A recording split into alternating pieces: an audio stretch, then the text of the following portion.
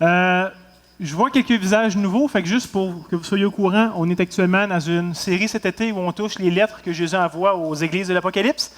Et on voit différents types d'églises. Quand on regarde l'une à l'autre, ils ne sont pas pareils. Jésus n'adresse pas les églises de la même façon, ni que les mêmes reproches, les mêmes encouragements. C'est vraiment personnalisé. Et d'une église à l'autre, la réalité, c'est que ça peut être assez varié, assez différent. On a vu qu'il y a des bonnes églises, on a vu qu'il y a des moins bonnes églises, on a vu qu'en réalité, des fois, de l'extérieur, il peut y avoir beaucoup de bons signes d'une église saine et stable, etc. Mais que des fois, des choses à l'intérieur qui ne sont pas toujours visibles facilement ou d'une manière évidente, mais que Jésus, lui, voit quand même. Et ce matin, on va parler d'une église qui, à première vue, est pleine de vie, pleine de zèle, ça marche bien. Et on n'a rien à reprendre, on n'aurait rien à redire à première vue, peut-être de cette église-là par rapport à leur passion pour Christ. Je vous rappelle, on va revenir un peu en arrière à la lettre que Jésus envoie à l'église de Thyatire. On aurait dû normalement la voir la semaine passée, mais à cause de petites raisons techniques, on a inversé Thyatire et Sardes. Donc ce matin, on aurait dû voir Sardes, on l'a vu la semaine passée, et inversement. Mais comme j'ai dit aussi la semaine passée, la lettre que Jésus envoie à l'église de Thyatire est la plus longue de toutes les lettres que Jésus envoie aux églises. Et dans un sens, c'est ironique. Ça devrait nous faire rire jusqu'à un certain point, parce que Thyatire est probablement la ville, entre guillemets, on va revenir là-dessus tantôt, c'est la ville qu'on connaît le moins, c'est la ville qui était la moins grande, la moins réputée de toute la région. Au point où Colin Hammer, qui est un commentateur biblique, va écrire ceci concernant la lettre à Thyatire. Il va dire, c'est la plus longue et la plus difficile des 7 lettres qui est adressée à la ville la moins connue, la moins importante et la moins remarquable de toute la région. Donc, pour les auditeurs du premier siècle, les chrétiens du premier siècle qui lisaient l'Apocalypse, c'était peut-être surprenant de voir que Jésus mettait autant de temps ou d'emphase à une ville qui pourtant n'avait rien de particulièrement intéressant, ou qui n'avait rien qui faisait sa renommée. Et on parlait d'Éphèse, puis la grandeur de la ville, le commerce, on parlait des différentes villes. Il y avait quelque chose de beau, qui valait la peine de voir, puis c'était comme des incontournables, la région, mais Thyatire, pas vraiment. En vrai, ce qu'il faut savoir de Thyatire, c'est qu'elle a vu le jour comme étant un retranchement militaire. Ce n'était pas une ville au début. Contrairement à toutes les autres villes qui ont été fondées comme des villes pour être habitées par des citoyens, ce n'était pas le cas de Thyatire. Thyatire, c'était un fort qui avait pour but de garder le chemin vers la ville de Pergame, qui, je vous rappelle, Pergame est la capitale de toute la région ici. Donc, dans le but de protéger la capitale des attaques éventuelles, les dirigeants du passé avaient cru bon de mettre un camp militaire à cet emplacement-là stratégique pour repousser les attaques des envahisseurs.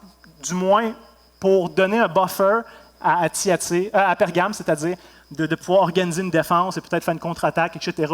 Fait que c'était vraiment stratégique, le fait d'implanter un fort là.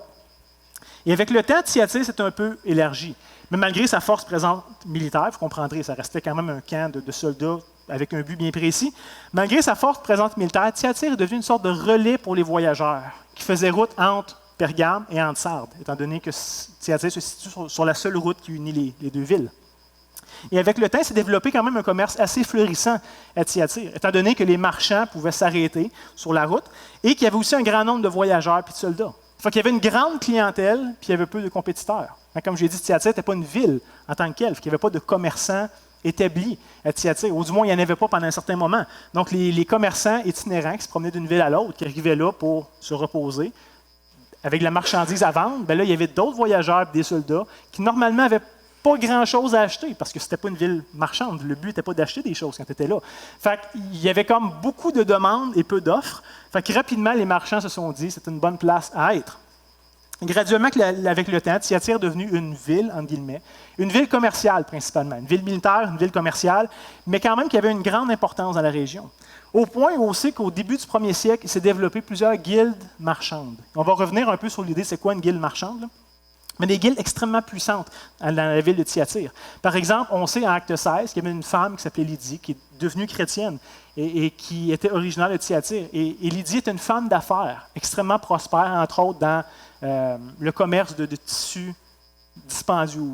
Le texte biblique nous dit qu'elle était marchande de pourpre, et on sait que c'est un élément commercial très dispendieux au premier siècle. Archéologiquement, on a trouvé plusieurs inscriptions qui nous décrivent la grande variété des guildes marchandes de Thyatire. Ce n'était pas juste une guilde précise, il y avait plusieurs différentes guildes.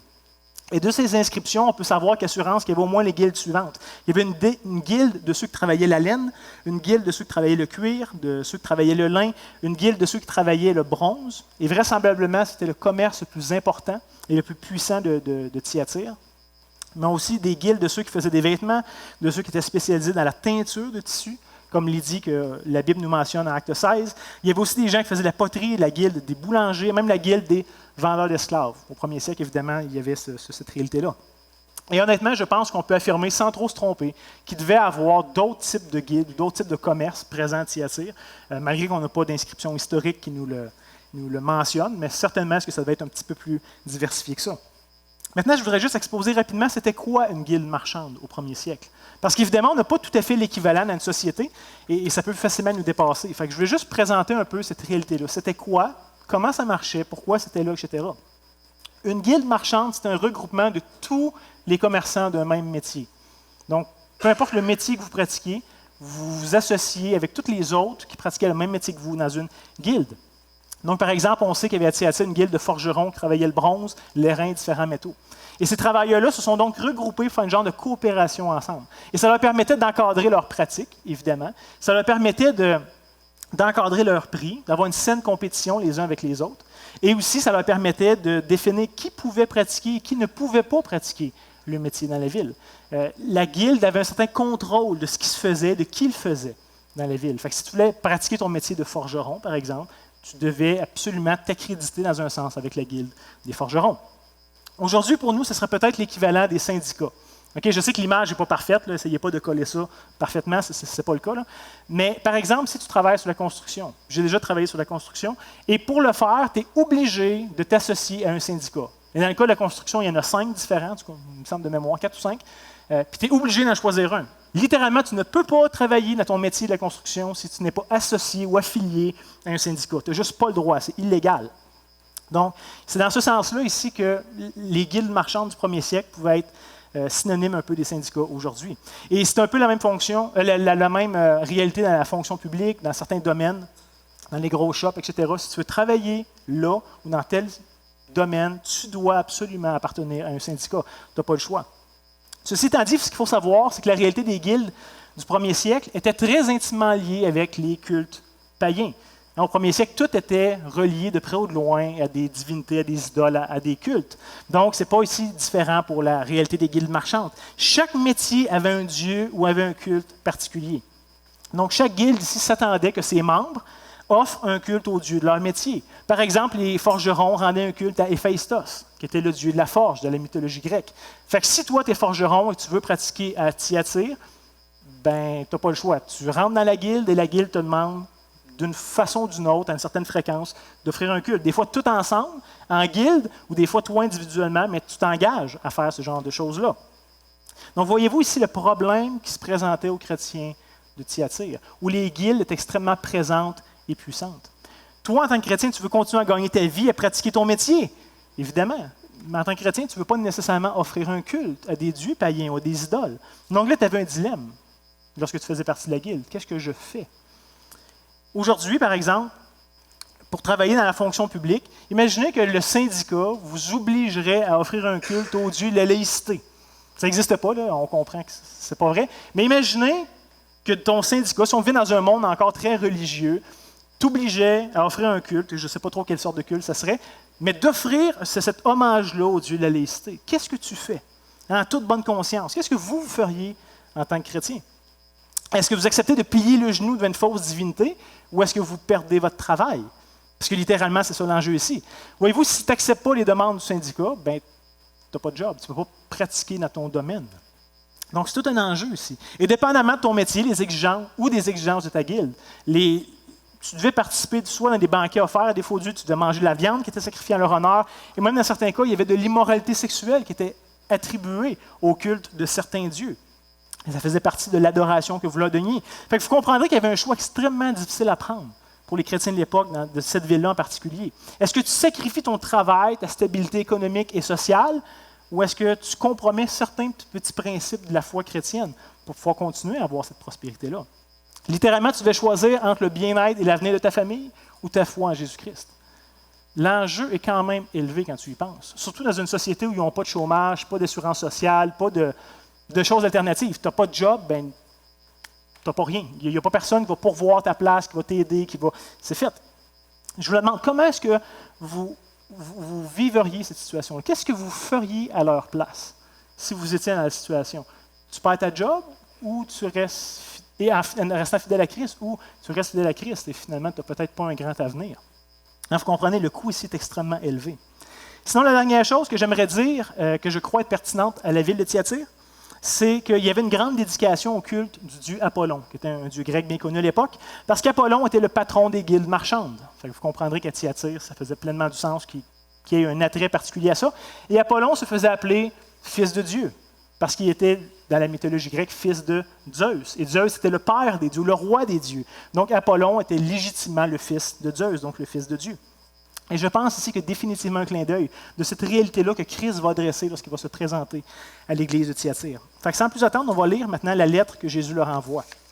On lit ça en Apocalypse chapitre 2, les versets 18 à 29. Apocalypse 2, 18 à 29. Et ça se lit comme suit. « Écrit à l'ange de l'Église de Thyatire, voici ce que dit le Fils de Dieu, celui qui a les yeux comme une flamme de feu et dont les pieds sont semblables à de l'airain ardent.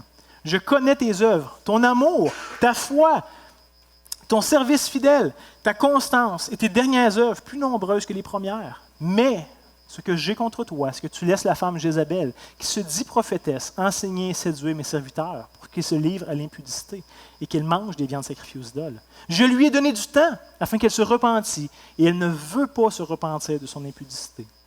Voici, je vais la jeter sur un lit et envoyer une grande tribulation à ceux qui commettent adultère avec elle, à moins qu'ils ne se repentent de leurs œuvres. Je ferai mourir de mort ses enfants, et toutes les églises connaîtront que je suis celui qui sonde les reins et les cœurs, et je vous rendrai à chacun selon vos œuvres.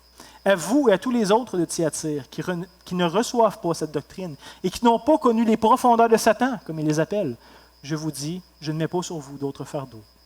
Seulement ce que vous avez, retenez-le jusqu'à ce que je vienne.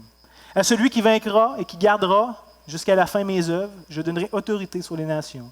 Il les pètera avec une verge de fer, comme on brise les vases d'argile, ainsi que moi-même j'en ai reçu le pouvoir de mon Père. Et je lui donnerai l'étoile du matin.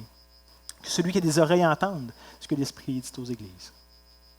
Donc c'est la lettre c'est que Jésus envoie à Thyatire. Et comme toujours, qu'on devrait commencer à être habitué ici du pattern, Jésus va prendre le temps de s'introduire de manière personnelle, d'une manière intime à l'Église de Thyatire. Toujours en fonction de la révélation qu'il a donnée à l'apôtre Jean au chapitre 1. Dans le cas ici de Thyatire, Christ s'introduit comme étant le Fils de Dieu. Et c'est intéressant que Jean, dans toute son apocalypse, il y a juste à cette place-là qu'il va prendre la peine d'introduire Christ, ou que Christ va s'introduire sous cette appellation-là du Fils de Dieu. Contrairement au titre peut-être que vous pouvez recevoir Apollon par les habitants de Thyatire, qui était le Fils de Dieu. Ici, Christ se présente comme étant le véritable Fils de Dieu.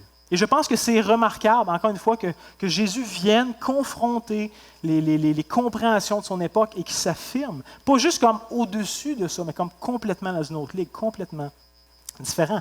Sinon, l'idée des flammes de feu des pieds en airain ardent faisait probablement des bons parallèles avec la plus grosse guilde de Thyatire, qui était la guilde des forgerons.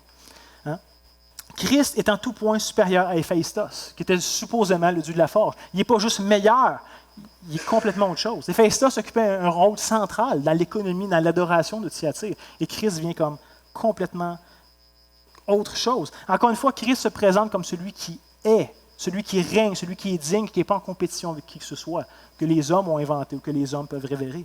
Et voici comment le Fils de Dieu voit l'Église de Thyatire. On le voit au verset 19, il va leur dire « Je connais tes œuvres, ton amour, ta foi, ton service fidèle, ta constance et tes dernières œuvres, plus nombreuses que tes premières. » Donc, c'est relativement positif ici, quand on y pense. Et j'espère que le Seigneur dirait ça de nous, en tant qu'Église. J'espère que c'est le regard que Jésus aurait sur nous.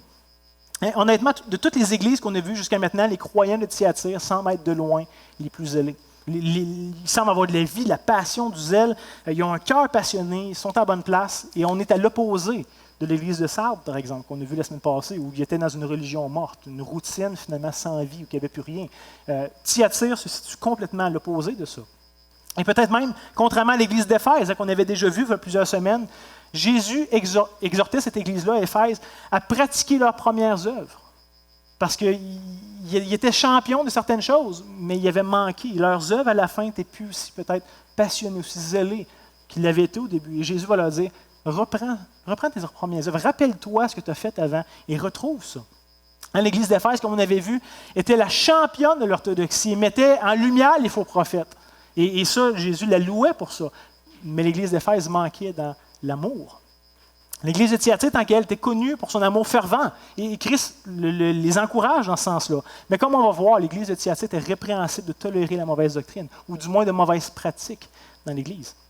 Et si je prends le temps de dire ça, c'est juste pour nous rappeler à quel point est-ce qu'on n'est pas des êtres équilibrés.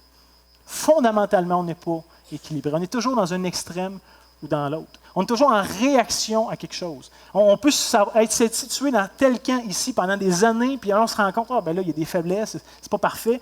Et plutôt que de revenir et d'arrêter le balancier en plein milieu, où est-ce que l'équilibre est, souvent on va aller complètement à l'opposé. Et c'est juste pour réaliser à quel point est-ce qu'on n'est pas équilibré dans nos êtres. Une église championne de l'orthodoxie manque dans l'amour. L'autre église super dans l'amour manque d'une manière flagrante dans la doctrine. Hein? On n'est jamais équilibré, on n'est jamais neutre. Et si on ne veille pas, si on ne cherche pas à être renouvelé dans notre intelligence, je vous garantis qu'on tombe dans le même piège qu'eux, qu'on va manquer d'équilibre dans notre marche avec le Seigneur. Peut-être pas dans tous les domaines de la marche chrétienne, mais certainement qu'il y a des domaines où on va être déséquilibré, où on va mettre trop d'emphase sur une chose au détriment des autres. Et c'est pour ça qu'on a besoin d'être renouvelé, de veiller, d'être sage, de nuancer. Hein? Certains vont facilement mettre la vérité de l'avant, mais vont être déficients dans l'amour. Et peut-être que ça dépeint bien certains d'entre vous. D'autres, au contraire, au nom de l'amour, vont être très prompts à tolérer toutes sortes de compromis face à la vérité de la parole de Dieu. Mais pourtant, Dieu, lui, est un Dieu d'équilibre et il cherche à produire en nous cet équilibre-là qu'il a qualifié lui. Un commentateur disait avec raison, « L'orthodoxie sans amour ou le compromis aimant sont tous deux haïssables aux yeux de Dieu. » L'orthodoxie sans amour, le compromis aimant, sont tous deux haïssables aux yeux de Dieu, parce qu'ils se campent chacun dans un extrême. Et Dieu est un Dieu d'équilibre, et prône l'équilibre dans le milieu. L'apôtre Paul nous rappelle que la vérité et l'amour se doivent d'aller de pair tout le temps. Hein, jamais un au détriment de l'autre. Et ceux qui prônent l'amour ont des raisons de prôner l'amour. Puis c'est vrai qu'il y a plein de versets dans la parole de Dieu qui encouragent ça. Ceux qui prônent la vérité vont trouver toutes sortes d'arguments pour défendre leur position. Mais les deux doivent venir de pair tout le temps. Hein, c'est dur pour des êtres aussi déséquilibrés que nous de garder un équilibre. Mais pourtant, Paul disait aux Éphésiens, chapitre 4, verset 15, et c'est le désir ici, mais que professant quoi? La vérité dans la charité ou dans l'amour, nous croissions à tous égards en celui qui est le chef, Christ. Le but de Dieu est de nous rendre semblables à Christ. Et comment est-ce qu'il va faire ça? Il va le faire par la vérité de sa parole, mais aussi par l'amour, qui était caractéristique de Christ. Christ incarnait parfaitement ce qui était vrai et droit. Christ ne compromettait pas, mais Christ est aussi celui qui était aimant, qui pouvait s'asseoir avec les péagés, les gens de mauvaise vie et les prostituées. Le chrétien, lui, n'a pas le luxe d'avoir seulement un des deux. Christ exige que les deux soient présents dans notre vie. D'une manière bien imparfaite, oui, mais qu'on cherche quand même à le réconcilier. Sinon, au verset 20, Jésus va exposer clairement le problème de l'Église de Thyatire, qui pourtant fait des bonnes choses, fait des bonnes œuvres, est fidèle dans son zèle, dans son amour, dans ses œuvres qui sont plus zélées à la fin qu'au début. Mais Jésus va lui dire au verset 20, « Ce que j'ai contre toi, c'est que tu laisses la femme Jézabel, qui se dit prophétesse, enseigner et séduire mes serviteurs pour qu'ils se livrent à l'impudicité et qu'ils mangent les viandes sacrifiées aux idoles. » Donc, encore une fois, ici, il y a une référence à l'Ancien Testament. Jésus va dénoncer une femme de l'Église de Thyatire qui va comparer à Jézabel. Je ne pense pas que la femme s'appelait Jézabel. Pas plus que il y a quelques semaines, lorsque Jésus parlait de Balaam, il faisait un lien avec une histoire dans l'Ancien Testament, mais le gars ne s'appelait sûrement pas Balaam. Si on prenait le temps de lire 1 Roi, chapitre 17 et les chapitres suivants, on verrait que Jézabel est en réalité la fille du roi de Sidon. Et que cette femme-là, Jézabel, était donnée en mariage à Akab, qui était à ce moment-là le roi du royaume d'Israël. Et déjà là, ça devrait clocher à nos têtes. Dans la loi juive, c'était clair que les Juifs devaient se garder purs et pas faire d'alliance avec les nations autour, pas se marier avec les nations autour, pas accepter les pratiques des nations autour. Israël était appelé à être un peuple à part, un peuple pur. Donc, juste ici qu'un roi se marie volontairement avec une femme étrangère d'une autre nation, ça sonne des cloches. Et lorsque Jézabel est arrivée finalement au royaume d'Israël, elle n'est pas arrivée seule. Donc, il est arrivé évidemment avec tous ses dieux, sa culture, ses préférences, mais aussi L'Ancien Testament nous indique que Jézabel a amené 450 prophètes de Baal et 400 prophètes d'Ashéra, qui était une divinité païenne, qui mangeaient chaque jour à la table royale. C'est quand même quelque chose. 950 personnes qui mangeaient à la table du roi à tous les jours.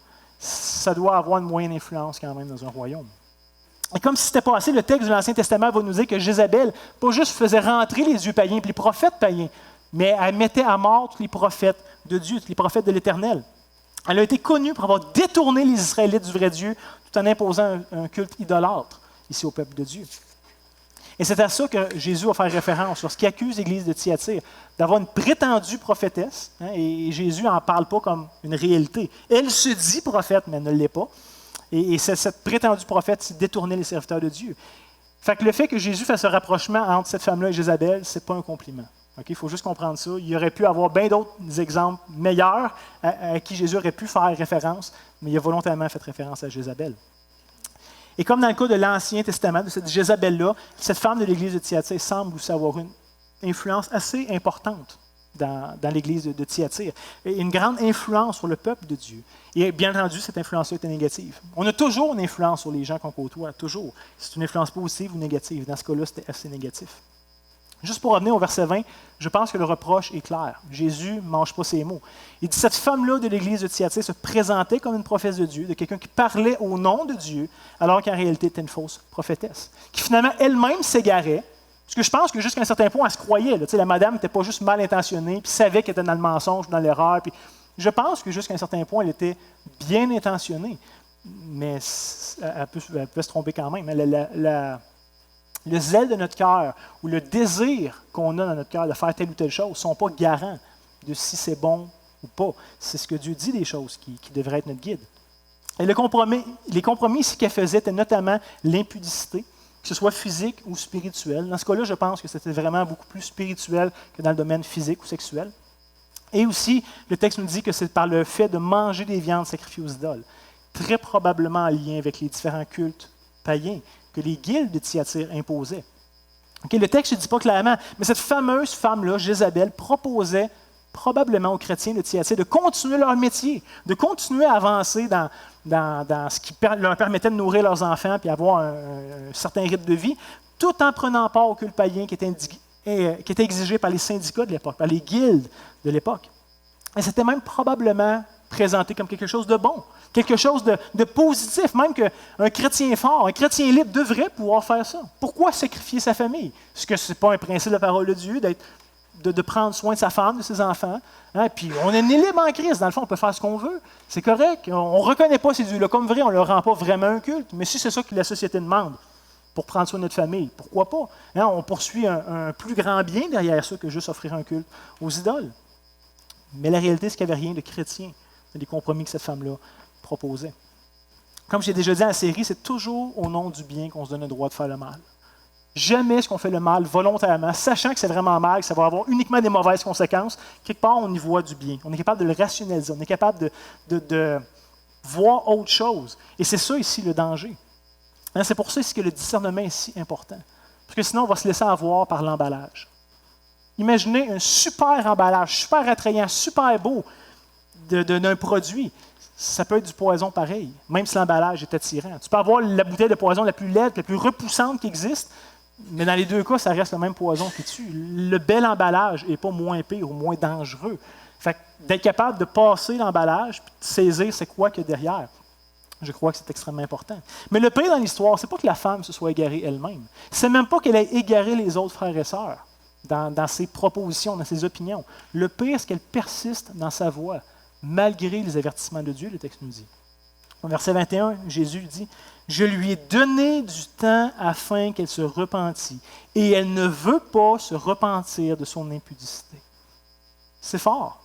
Comme on l'a aussi vu durant la série d'été, le problème du croyant, c'est souvent pas juste une question de connaissance. C'est probablement une question de cœur. Notre cœur aime poursuivre des choses qui ne sont pas désirables en soi. Et Jésus ici semble dire que cette femme-là a eu le temps, a eu les opportunités de se détourner de ses mauvaises voies, mais qu'elle décide volontairement, consciemment de persister dans son égarement. Elle a décidé de s'endurcir face à la volonté de Dieu. Et on est tous à risque de le faire jusqu'à un certain point. La réalité, c'est qu'on est très bon pour se justifier dans nos niaiseries. on est excellent. De toutes les façons possibles, même si ça n'a aucun sens, on va être capable de persévérer et de trouver une façon d'expliquer pourquoi c'était correct qu'on fasse des niaiseries.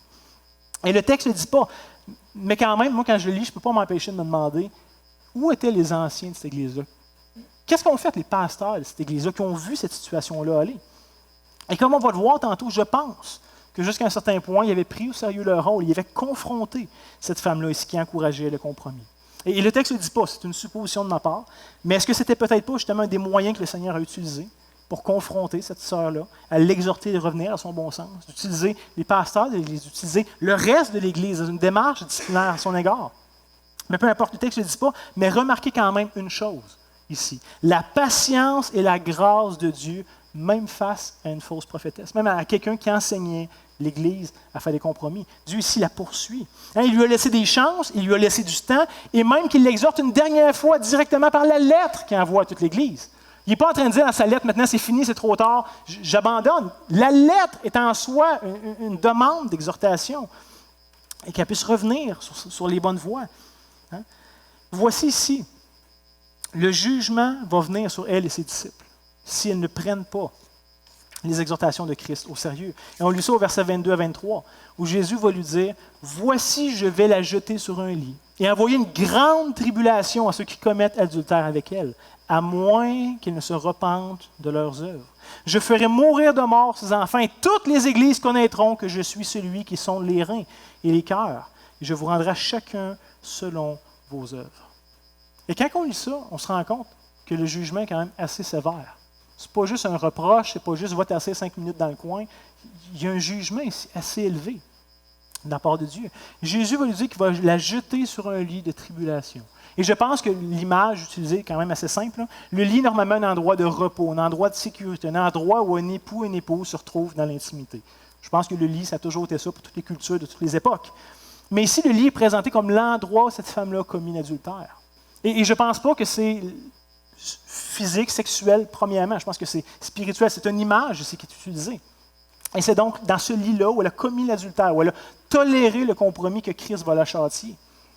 Et notez encore une fois cette phrase-là, à moins qu'ils ne se repentent de leurs œuvres. C'est pas trop tard. Christ est encore gracieux. Et ici, c'est une exhortation ultime à considérer la repentance. Jésus ne l'écrira pas 50 fois. Il leur dit clairement une dernière fois, je pense. Et n'oubliez jamais ici une chose, les êtres humains ne sont pas sous le jugement d'un Dieu cruel et exagéré, et qui ne sait pas trop ce qu'il fait, puis qui est un peu arbitraire, puis que nous, on est des pauvres êtres humains victimes puis innocents dans toute l'histoire. C'est jamais ça. Au contraire, le jugement de Dieu vient sur des pécheurs endurcis, non repentants, qui ont eu 1001 chances de se repentir et qui les ont systématiquement toutes négligées et toutes méprisées. C'est ça qui se passe ici. C'est un Dieu gracieux qui a offert autre chose à des gens qui ont voulu s'entêter dans ça. Et dans tout ça, ce qu'il ne faut pas oublier, c'est que le Seigneur, il s'est concerné par la pureté de son Église. Dans un sens, c'est son nom qui est en jeu derrière tout ça. C'est lui qui a sa réputation sur la ligne par rapport à l'Église. C'est son peuple, c'est ceux qui s'attirent à lui-même, c'est ceux qui manifestent sa présence aux yeux du monde par l'Église. Donc, c'est de lui ici que ça parle. Il y a toute sa réputation en jeu. Et dans le cas où il n'y a pas de repentance, Christ va venir châtier cette Église-là, il nous dit, d'une manière exemplaire, pour donner un exemple à toutes les autres Églises. Le texte nous dit que le Seigneur va faire mourir de mort. Je pense que c'est assez clair et que je n'ai pas besoin d'expliquer un peu plus ce qui est ici question aussi. Là. Par contre, lorsqu'il parle des enfants de cette femme-là, qui va faire mourir de mort, je ne pense pas qu'il s'agisse de ses enfants physiques à elle, biologiques. Je ne pense pas que c'est le cas du tout. Je pense plutôt qu'il s'agit des disciples, des adeptes qu'elle a eus, ceux qui ont suivi son enseignement, ceux qui se sont endurcis avec elle dans leur compromis. Et je voudrais juste vous demander ce matin, trouvez-vous ça surprenant que Jésus menace de tuer des chrétiens? Parce que c'est de ça qu'il est question aussi. Est-ce que ça vous choque? Est-ce que c'est... Parce que des fois, on a dans la tête un Jésus d'amour, un Jésus tellement tolérant, tellement ouvert, tellement... Et ici, il dit, non, je vais faire mourir de mort ceux qui s'entêtent là-dedans. Et là, on peut dire, mais voyons donc, Jésus, t'es donc bien pas aimant tout d'un coup. Est-ce que Dieu peut châtier son peuple? Est-ce qu'il a le droit de le faire? Même à un certain niveau qui nous apparaît très élevé. On lit en Apocalypse 2,23, « Je ferai mourir de mort ses enfants, et toutes les églises connaîtront que je suis celui qui sonde les reins et les cœurs, et je vous rendrai chacun selon vos œuvres. » malgré une Église qui faisait des bonnes œuvres, qui était dans l'amour, qui était dans le zèle, qui de l'extérieur était une bonne Église, il va dire non, je discerne jusqu'au cœur, jusqu'au rein, jusqu'à ce qui est interne et caché. Parfois, on est tellement concentré sur la grâce de Dieu, sur l'amour de Dieu, qui est vraiment des choses qui qualifient Dieu, c'est vrai. Mais parfois, on en vient à oublier qu'on va avoir un jour à lui rendre compte de tout. Littéralement de tout. De nos paroles, de nos actions, de nos pensées, de l'utilisation de notre temps, l'utilisation de notre argent, l'utilisation de notre santé, l'utilisation des dons, des capacités qu'il nous a données. Littéralement, systématiquement, tout ce qu'il nous a donné, il s'attend qu'on l'utilise pour lui. Il va nous demander des comptes à la fin. Comment est-ce que tu as été un bon intendant de tout ce que je t'ai confié? Et la Bible nous dit qu'à certains, il a confié beaucoup. Il va s'attendre beaucoup. Et à certains, il a confié moins, il a confié peu. Il va s'attendre de moins. C'est pas comme Dieu a un standard universel pour tout le monde qui va demander la même chose. Non. Ceux à qui il a confié plus, il va demander plus. Ceux à qui il a confié moins, il va demander moins. Mais il va quand même demander à tous selon leurs œuvres. Et ce n'est pas un concept nouveau dans les Écritures. Ce n'est pas comme si Jésus, à la fin de la Bible, complètement Apocalypse, nous arrivait avec une nouvelle affaire qu'on ne savait pas et qu'on n'avait pas vu venir. Déjà dans l'Ancien Testament, c'était présent. Et je ne lis pas tous les textes. Mais je veux simplement lire Jérémie 17,10, où on peut lire « Moi, l'Éternel, j'éprouve quoi? Le cœur et les reins. » Même chose que Jean ici nous présente dans l'Apocalypse. « Pour rendre à chacun selon ses voies, selon le fruit de ses œuvres. » Jésus lui-même, sur terre, son vivant, en Matthieu 16, 27, nous disait « Car le Fils de l'homme doit venir dans la gloire de son Père avec ses anges, et alors quoi? Il rendra à chacun selon ses œuvres. » Paul va nous dire en Romains 2, versets 5 et 6, « Mais par ton endurcissement, par ton cœur impénitent, tu t'amasses quoi? Un trésor de colère pour le jour de la colère, de la manifestation du jugement, du juste jugement de Dieu, qui rendra à chacun selon ses œuvres. » Et le livre de l'Apocalypse se termine sur ces mêmes paroles-là, en Apocalypse 22, 12. « Voici, je viens bientôt, Jésus parle, et ma rétribution est avec moi pour rendre à chacun selon ce qu'est son œuvre. » C'est une réalité. Ainsi que les croyants, on est dispensés du jugement à venir puisque Christ l'a pris à notre place. Mais on n'est pas dispensés de pouvoir faire n'importe quoi et d'agir comme on veut. On a des comptes à rendre à celui qui nous a sauvés. Et parfois, le Seigneur va agir d'une manière qui nous semble extrême, comme c'est le cas ici à l'Église de Thyatire, afin de nous saisir, de nous rappeler à l'ordre. On met en oubli certaines choses, on se permet, puis on élarge, et là, des fois, c'est bon qu'il nous saisisse, qu'il nous ramène, qu'il sait un bon « Hey! » Une petite tape, là, puis il reprend notre attention. Et là, Dieu va venir clairement retracer la ligne. Parce qu'il semble que la ligne a été perdue jusqu'à un certain point. Et rappelez-vous, il fait déjà, au tout début de l'Église primitive, ce n'est pas quelque chose de nouveau aussi que Jésus fait. Hein, vous rappelez-vous de l'histoire d'Ananias et Saphira? Où déjà au début de l'Église primitive, Jésus ou Dieu voulait clairement mettre une ligne, tracer une ligne, de dire voici, ça ne sera pas acceptable dans mon Église. Ananias et Saphira qui vendaient un terrain, comme d'autres le faisaient, ils voulaient donner l'argent aux apôtres pour qu'ils puissent pourvoir besoin de ceux qui avaient des besoins à manger, etc. Et Ananias et Saphira vendent un terrain généreusement et décident d'en garder une portion pour eux. Ils avaient le droit de le faire, c'était eux autres. Mais ils disent, on a tout donné au Seigneur, alors qu'en réalité, ils avaient gardé une partie pour eux. Et là, Pierre va dire, mais ce n'est pas aux hommes que tu as menti, c'est à Dieu. Et bang, le jugement tombe. Ananias tombe raide mort à ses pieds. Et sa femme n'était pas là. Il pose la même question à sa femme. Et sa femme persiste dans le même mensonge que son mari. Et finalement, Dieu l'a jugé aussi, de mort, tout d'un coup. De la même manière, l'apôtre Paul va aussi nous mettre en garde que le Seigneur peut exercer son jugement parmi les croyants. Pourquoi? Pour garder la pureté dans l'Église. Il nous en parle dans 1 Corinthiens chapitre 11, les versets 27 à 31, qui est un texte connu, vous le savez. C'est un rapport avec la Sainte Seine. Les Corinthiens prenaient ça d'une façon un peu légère, un peu décontractée, un peu frivole. Et Paul leur rappelle, non, attends, ce que vous faites a un impact. Et Dieu ne laissera pas sa scène ou le rappel de l'Évangile être bafoué par vous. Et il va leur dire, c'est pourquoi celui qui mangera le pain ou boira la coupe du Seigneur indignement sera coupable envers le corps et le sang du Seigneur. Que chacun donc s'éprouve soi-même, et qu'ainsi il mange du pain et boive de la coupe. Car celui qui mange et boit sans discerner le corps du Seigneur, mange et boit quoi? Un jugement contre lui-même. Et Paul va aller même plus loin que juste les mettre en garde. Il va faire une affirmation. Il va leur dire, c'est pour cela qu'il y a parmi vous beaucoup d'infirmes, de malades, et qu'un grand nombre sont morts. Paul est en train de dire, parce que vous avez pris ça à la légère, surprenez-vous pas. Ce n'est pas juste des hasards, ce n'est pas juste des causes secondes, ce n'est pas juste naturellement des choses sont arrivées. Il dit, vous avez fait face d'une façon particulière au jugement de Dieu, qui veut vous saisir. Il ne veut pas juste vous punir pour vous punir, mais il veut que vous compreniez que c'est sérieux, qu'il y a une ligne de tracé qui doit être respectée. Il va dire au verset 31, si nous nous jugions nous-mêmes, nous ne serions pas jugés. Dieu ne veut pas nous juger à tout prix.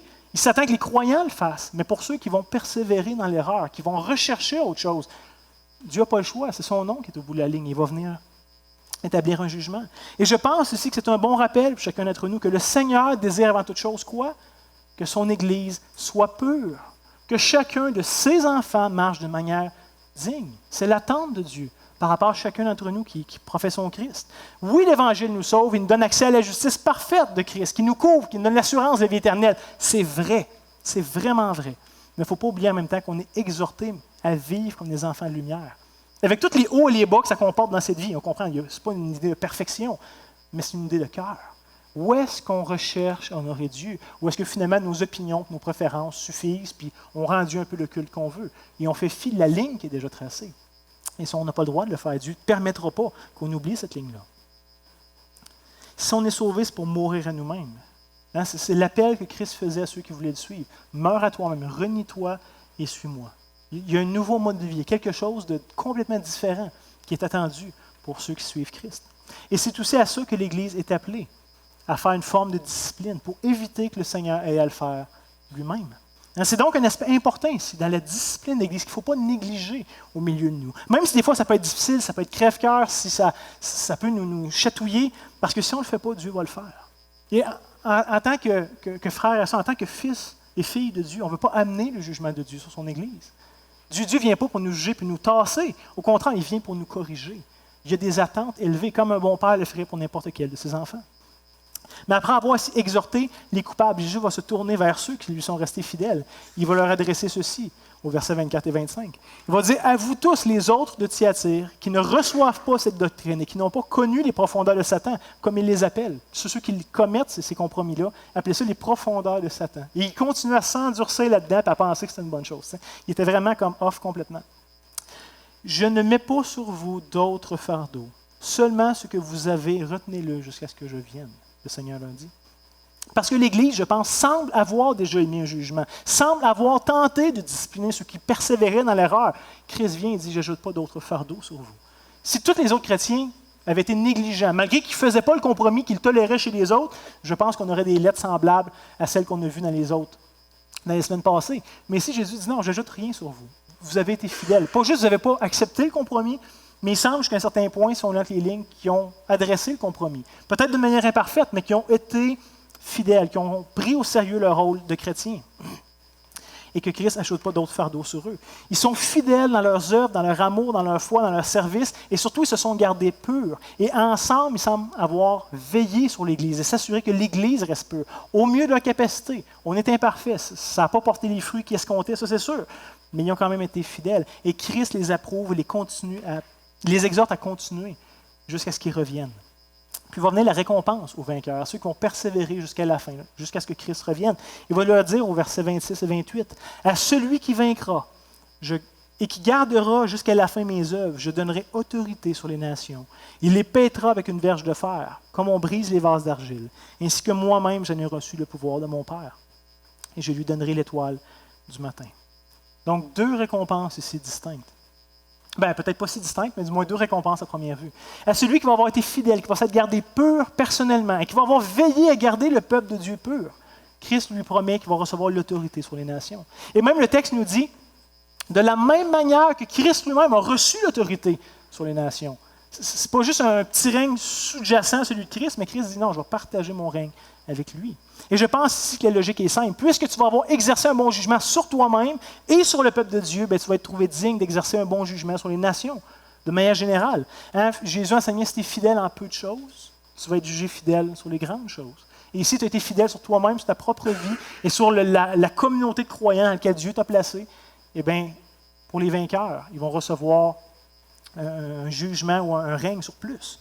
Et il dit ici de paître les nations avec une verge de fer nous vient du psaume 2, qui est un psaume messianique. Et cette idée de paître les nations avec une verge de fer est une qualification que le Messie va avoir. C'est à lui que c'est appliqué en première vue. Et bien entendu, ce n'était pas du tout le but de la venue de Christ à sa première fois.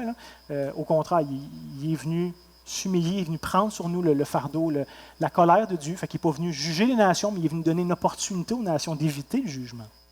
Mais le livre de l'Apocalypse nous indique que ça va être la réalité lors de sa deuxième venue. qu'une fois que l'offre a été faite, une fois que la capacité d'éviter le jugement a été donnée, tous ceux et celles qui vont s'être entêtés à poursuivre dans leur mauvaise voie vont, par exemple, faire face au jugement. Jésus va revenir pour établir son règne et pour juger les nations. Et un peu comme il fait en ce moment avec l'Église de Thyatire, Jésus use maintenant de patience envers toute l'humanité qui persévère dans sa mauvaise voie et il exhorte tous et chacun à se détourner de leur mauvaise voie, de leur mauvaise vie, de leur opposition à Dieu pour recevoir son pardon. Et c'est une vraie offre qu'il fait à quiconque. Quiconque veut vienne. Ils sont les bienvenus. Mais un jour, cette offre-là va prendre fin, la Bible nous dit de manière assez claire. La main est vraiment tendue. C'est vraiment une main bienveillante. C'est vraiment une vraie offre qui est faite. Mais il y a une expiration à un moment donné. On ne sait pas c'est quand, mais il va être trop tard pour saisir cette main-là. Et ceux qui vont avoir négligé de le faire vont faire face à son jugement. Mais pour tous ceux qui vont avoir triomphé avec lui, il nous promet d'avoir part à son règne. Et c'est quand même fou quand on y pense. Parce que Christ n'est pas juste en train de nous déléguer un règne lointain et impersonnel, de dire « Félicitations, tu as persévéré jusqu'à la fin, je suis très content de toi, je te donne ça là-bas, arrange-toi avec ça, débrouille-toi, il y a de quoi à faire, vas-y. » Mais le texte nous dit qu'il nous permet de régner avec lui. Réalisez pas à quel point est-ce qu'il nous aime. À quel point est-ce qu'il veut vraiment nous avoir avec lui. Il ne faut pas juste nous sauver par motif de conscience, de dire « Ah, pauvres petits êtres humains, c'est plate d'être l'éternité loin de moi, je vais les sauver. » Il veut vraiment avoir l'humanité avec lui. Ceux qui créent à son image, ceux qui ont une certaine valeur à ses yeux, il veut les avoir. Et Christ va venir nous sauver dans son amour et nous maintient dans sa grâce afin de pouvoir nous glorifier avec lui. Et c'est ça, ici, encore une fois, que Jésus promet à cette Église. Tout ce qu'on fait, tout ce qu'il fait, c'est-à-dire pour notre bien. Et comme c'était déjà pas assez de nous sauver et de nous promettre tellement de choses, qu'on est tellement indigne d'avoir, qu'il nous donne dans sa grâce, il continue à faire des choses dans nos vies, ici-bas, déjà maintenant. Il nous prépare des œuvres d'avance pour qu'on les pratique. Pour pouvoir faire quoi après ça? Nous récompenser de ces œuvres-là qu'il va avoir faites à travers nous, qu'il va nous avoir permis de faire pour lui, pour qu'on n'arrive pas les mains vides devant lui. Évidemment, on n'a rien de digne en nous, mais il nous a permis dans sa grâce d'avoir quelque chose à lui offrir. Et je pense que c'est extraordinaire de voir ça. Et finalement, la dernière récompense, Jésus va donner l'étoile du matin. Et je vais vous avouer quand même qu'il y a plusieurs interprétations, plusieurs possibilités de comprendre ça. Et il y en a qui sont vraiment très intéressantes. Habituellement, vous savez, j'aime présenter les différentes interprétations, les pour, les contre, les pourquoi. Ce matin, question de temps, je ne pourrais pas faire ça. Je veux juste présenter la position à laquelle j'adhère. Sachez que si vous avez une autre position, c'est bien correct. Il y en a qui sont très intéressantes, qui sont bibliques. Certains vont voir une référence à un texte en Daniel, un autre un texte des Nombres, une autre position voit un texte des Psaumes, et ça se peut que ce soit ça aussi, puis que vous ayez raison, puis que je me trompe, mais quand même, je vous présente la position à laquelle j'adhère. Je pense qu'ici, dans le contexte de la lettre à Thyatire, l'étoile du matin fait référence à un texte d'Ésaïe. Si on lit Ésaïe 14, 12, on peut voir « Voilà tout tombé du ciel, astre brillant, fils de l'aurore, tu es abattu à terre, toi le vainqueur des nations. » Et à première vue, ça ne fait pas de sens, ça ne parle même pas d'étoile du matin. C'est quoi le rapport? Il faut cependant savoir est-ce que le terme astre brillant, dans le texte d'Ésaïe, en réalité, c'est Heyel en hébreu. Et ça peut être traduit par Lucifer. Et Lucifer, simplement, ce que ça veut dire littéralement, c'est étoile brillante ou étoile du matin. Ici, les traducteurs ont préféré traduire le nom, la signification du nom en mots par astre brillant. C'est une bonne traduction. Plus littéralement, ce serait étoile brillante ou étoile du matin. Mais les versions anglophones ont gardé l'aspect de ne pas traduire le nom, mais de garder ici le nom propre qui est Lucifer. Et je pense que c'est intéressant. Dans le contexte d'Ésaïe, il s'agit de la chute de Satan, qui était abattu à terre, qui pourtant, lui, était le vainqueur des nations, ou se disait être le vainqueur des nations. Paul en parle comme le prince des pouvoirs de ce monde, le prince de la puissance de l'air, je ne sais plus trop. Mais c'est cette idée que Satan se présente comme celui qui règne sur terre, qui a réussi à détourner l'humanité. Et voyez-vous ici, l'idée du texte, c'est que Satan, le prétendu vainqueur des nations, se fait lui-même vaincre par Dieu, qui est le juge final, le juge ultime, et qui est le vainqueur des nations. Une fois pour toutes, Satan va usurper le nom d'étoile du matin, de Lucifer. En réalité, il n'est plus ce qu'il dit être. Il aspire à être cet astre glorieux-là, mais Dieu va constamment le rabattre. La réalité, c'est comme on peut voir à la toute fin de l'Apocalypse, Christ est celui qui est réellement l'étoile du matin. Indépendamment de ce que Satan dit lui-même, qui clame de lui-même, on peut lire en Apocalypse 22, 16. « Moi, Jésus, à la toute fin du livre, j'ai envoyé mon ange pour vous attester ces choses dans les églises. Je suis le rejeton de la postérité de David et l'étoile brillante du matin. » Donc, voyez-vous, c'est dans le contexte, le vainqueur va recevoir le règne de Christ, va pouvoir régner avec Christ, mais encore plus encore, il va recevoir Christ. C'est ça le vrai prix. D'avoir du règne, puis de la puissance, puis que je m'en fous. D'avoir Christ. Ça, c'est le prix. L'apôtre Paul nous rappelle que le prix de la course, c'est quoi? C'est de saisir Christ. C'est après ça qu'on court. C'est avec lui qu'on va être unis. C'est lui que notre cœur aime. Et tous ceux qui n'auront pas connu les profondeurs de Satan, comme le texte nous dit, vont recevoir Christ et vont régner avec lui. Tous ceux qui croyaient pouvoir vaincre peut-être avec Satan d'une manière alternative et d'avoir une capacité de régner d'une façon ou d'une autre, vont faire le saut, vont être dans la honte lorsque Christ, qui est véritablement l'étoile du matin, va se lever et qui va se donner à ceux qui l'ont suivi fidèlement.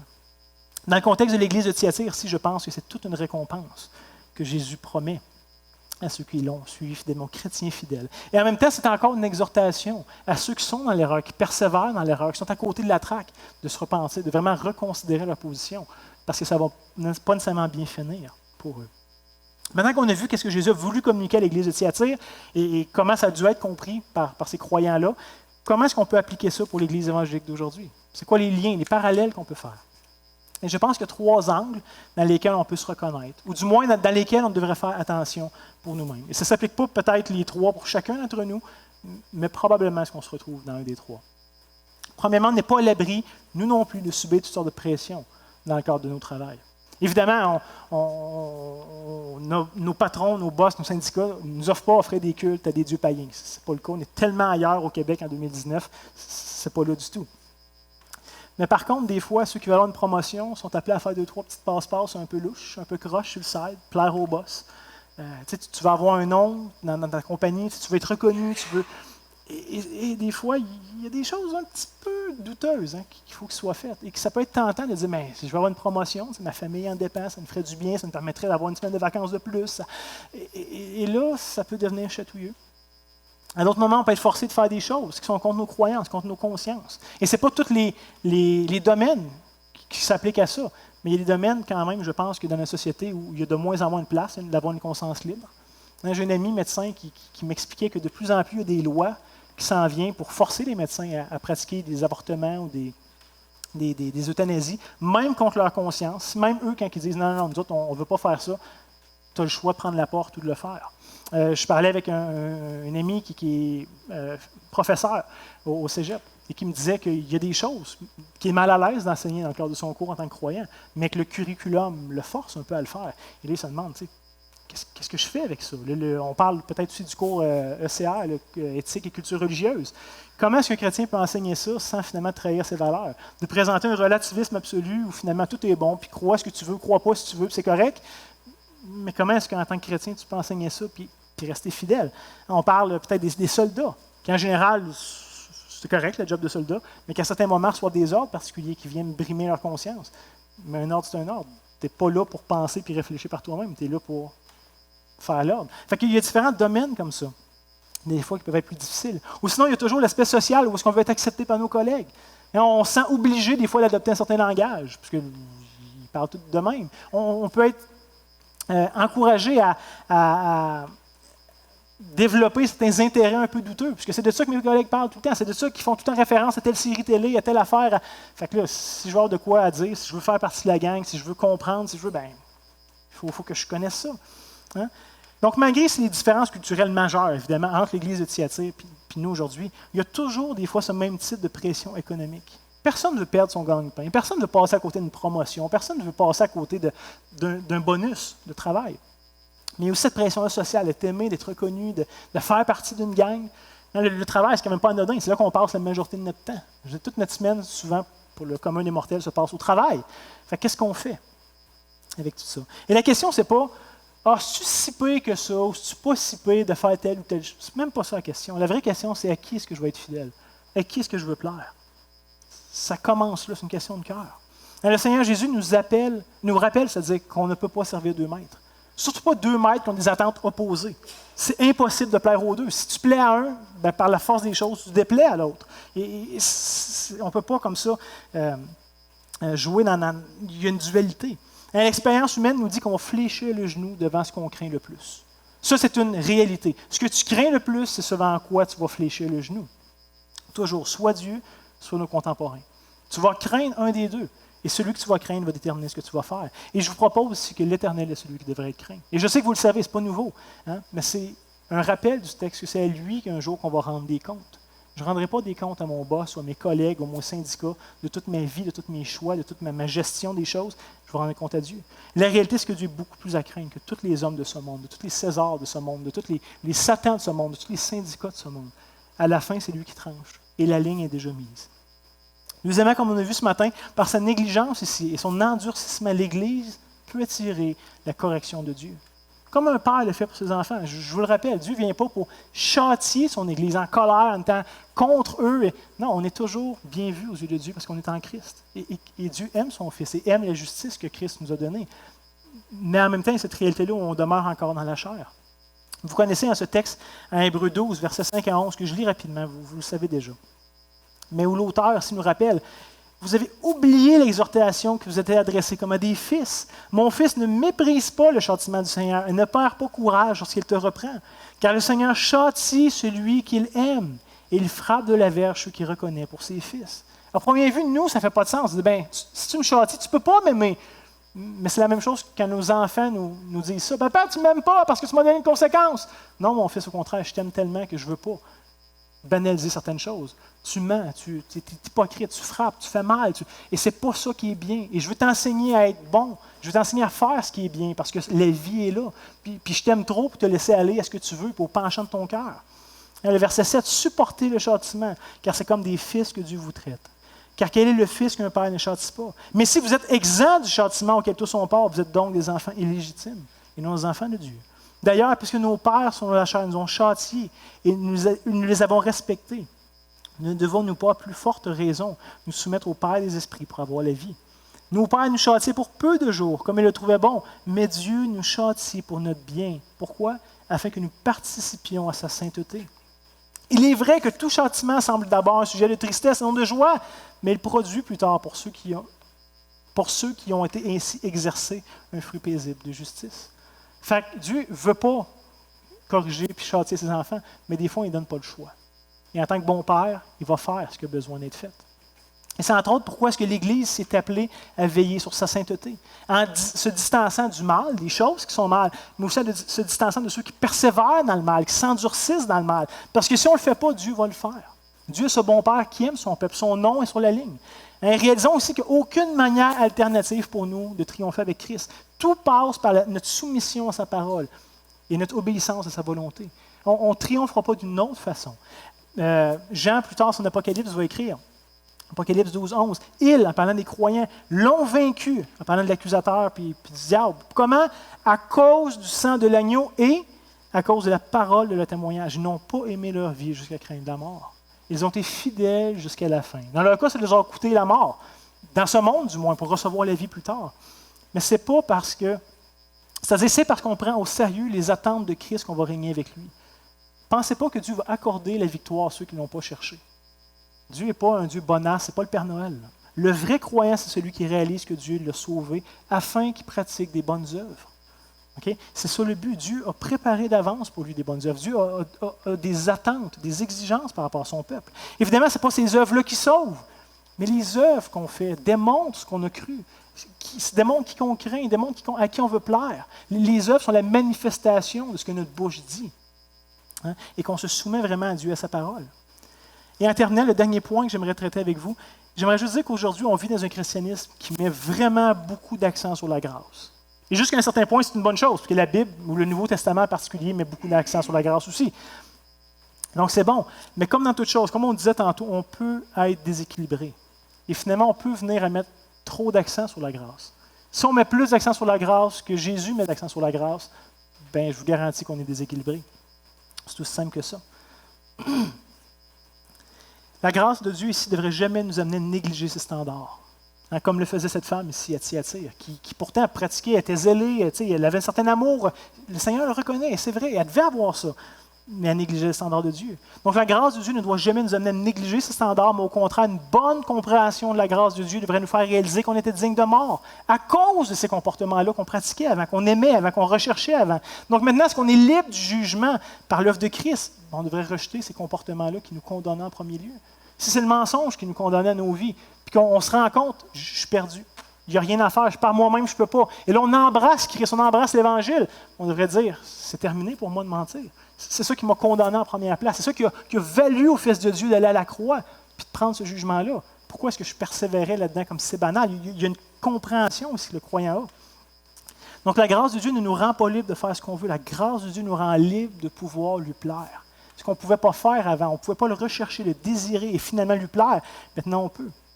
Et lorsqu'on lit le Nouveau Testament, on voit que plusieurs croyants, plusieurs groupes de croyants à différentes places dans l'Empire romain se vantaient d'être très ouverts, d'être très inclusifs.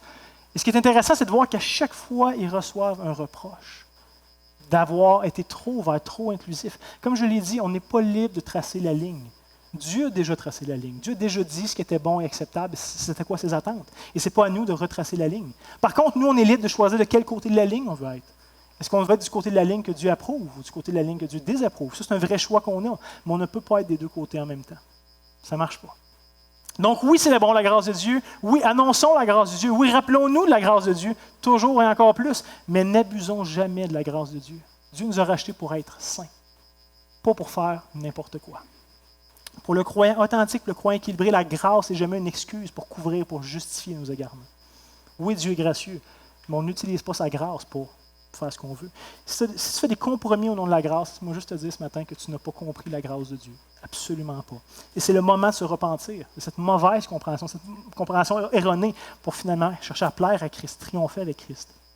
L'église de Thyatire est une église qui était pleine de vie, pleine de bonnes œuvres, pleine de bonnes choses. Et on veut des églises vivantes, on aime ça. Mais il y avait quand même plusieurs membres qui manquaient de discernement et de fermeté dans leur foi. Et ne commettons pas la même erreur. Le Seigneur prend la peine de nous avertir par sa parole souveraine. Et il nous a donné un cas ici, un cas type à étudier, à voir, à comprendre, à connaître. Donc, apprenons des erreurs des autres. Parce que si on ne veille pas, le Seigneur, lui, va venir corriger. Ce n'est pas une fatalité, mais il va le faire parce qu'il nous aime. Donc, apprenons des erreurs des autres. Prions ensemble. Saint notre Dieu, on se place devant toi, reconnaissant à quel point est-ce qu'on est bien aimé par toi, à quel point est-ce que tu nous aimes, à quel point est-ce que tu désires qu'on te connaisse, qu'on triomphe avec toi. Tous ces avertissements-là que tu donnes aux églises, ou même les avertissements du Nouveau Testament en général, tu ne les donnes pas juste pour nous dire à quel point est-ce qu'on n'est pas bon et disqualifié, mais au contraire, tu nous rappelles à quel point est-ce qu'on est déjà accepté par toi en Christ, que Christ a déjà atteint la barre à notre place, que ça ne dépend plus de nous. Fait que maintenant, tu nous invites à marcher avec toi. Ce qui n'était pas possible autrefois, maintenant tu veux le faire dans chacune de nos vies. C'est de nous de prendre très au sérieux tes attentes envers nous. On vit dans un monde très relativiste, très ouvert, très inclusif à toutes sortes de choses, où finalement, il n'y a plus rien qui est vraiment mal, puis plus rien qui est vraiment bien. Tout se vaut. Mais pourtant, Seigneur, toi, tu aimais clairement ce qui est bien, ce qui est mal. Et tu ne nous rends pas libres de juger de ça, mais tu nous rends libres de pouvoir se conformer à toi. Donc, merci pour ta parole, qui est ce guide, qui est ce phare dans nos vies, qui nous aide à renouveler notre intelligence, qui nous aide à avoir du discernement, qui nous aide à nuancer les choses, à viser l'équilibre, qui est tellement difficile pour nous de comprendre et d'atteindre. Et continue ton œuvre dans chacune de nos vies. On reconnaît qu'on a besoin de toi. On reconnaît que tu as fait des choses merveilleuses et immenses et que tu nous as déjà tellement transformés. Tu as tellement produit de vie et de bonnes choses. Mais en même temps, si on est honnête avec nous-mêmes, on reconnaît qu'il en reste tellement à faire encore. Et Seigneur, on reconnaît que par nous-mêmes, ça ne marchera pas. On a besoin de ta correction, de ta direction dans nos vies. Permets, je t'en prie, qu'on puisse veiller sur nous-mêmes, premièrement, mais aussi les uns sur les autres. Que nul ne se prive de ta grâce. Ta parole nous le rappelle souvent. Et c'est ce qu'on veut faire lorsque on prend au sérieux ta parole, qui est le juste jugement des choses, et qu'on l'applique pour nous-mêmes, pour nos propres vies, mais aussi dans les vies de nos frères et sœurs. De nous, Seigneur, d'être dans la vérité et dans l'amour, au mieux qu'on peut l'être dans cette vie. Sachant que ça te plaît, sachant que c'est sûr que tu demandes de nous et que tu te réjouis lorsque c'est vécu, ou du moins recherché ardemment dans nos cœurs. Donc, Seigneur, on te demande ces choses. Pour ta gloire, premièrement, parce que tu en es digne, mais aussi pour notre bien, pour le bien de ton Église ici. Amen. Donc, passez une bonne semaine. On se rejoint la semaine prochaine